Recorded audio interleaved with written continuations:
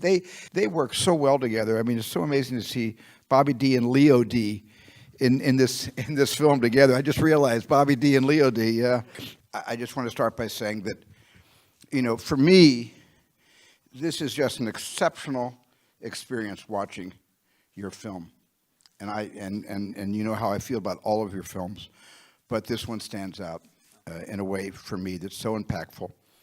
It's an epic journey, but it's not a Hollywood epic for me. It's a humanitarian epic.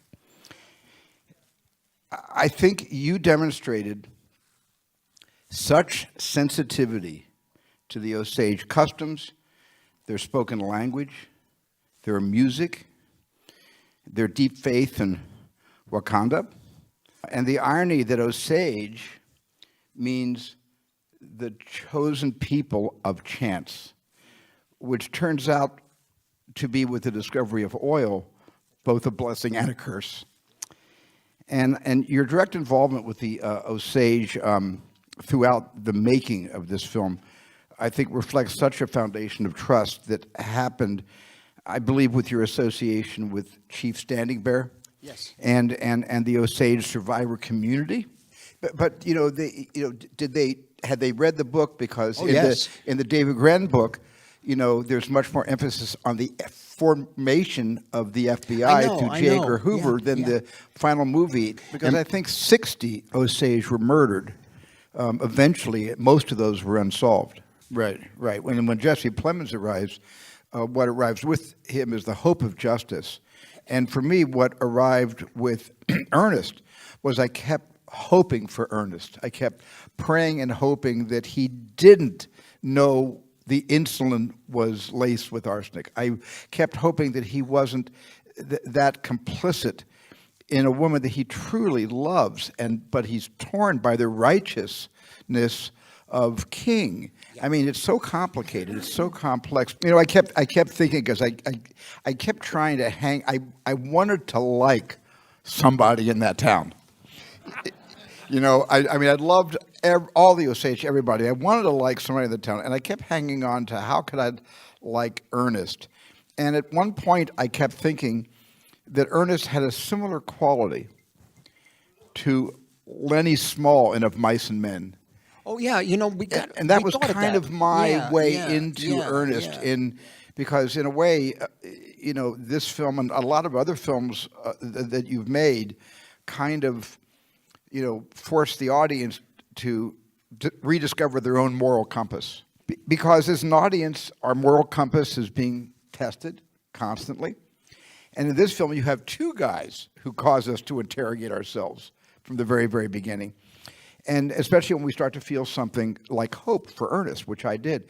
Yeah, because, you know, Lily was able to, with just a glance or just a look away, she had such an inner life and an inner monologue. I could almost read her mind about how she was feeling about you know, Ernest and about her sisters and her fear that Anna was going to go too far one day. And I also think the supporting players, just the faces of the entire supporting cast. The sisters are all incredible. The mom is amazing.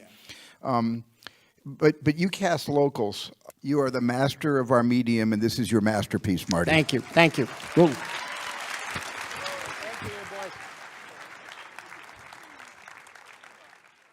hi, Paul. Hi, Steven. What an insane movie you made. Oh, my God. There is more action in the first hour of this than every other film you've ever directed put together. Everything. It's really incredible. This is such a concoction of things that are so bizarre and at the same time so relevant that I think have become increasingly more relevant than perhaps even when you finished the screenplay and assembled your cast and crew and began production. You know, there's another title for this movie that you could have possibly used because it's what I found so informed my experience watching it. And that was just one word: trust. I have to say just about Sean Penn. This is my favorite Sean Penn performance of his career for me. Right, that's exciting. It's my favorite performance. I've never had marijuana, so I don't even know what that's called. But the thing that I observed it in the 60s. I saw all my friends doing it. It is really interesting for me how I have not seen a movie that is so tonally a relative to Stanley Kubrick's Dr. Strangelove. This brings a kind of absurdist comedy taken very seriously because it's so much a reflection of what's happening today, every day, throughout this country. And it really messed with my head, I have to tell you.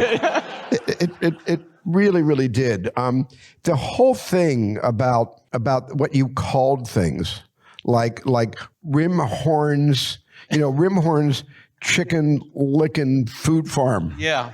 What is a black? What is a Greyhawk 10? What is a Greyhawk 10? Where did you come up with the Sisters of the Brave Beaver? Yeah.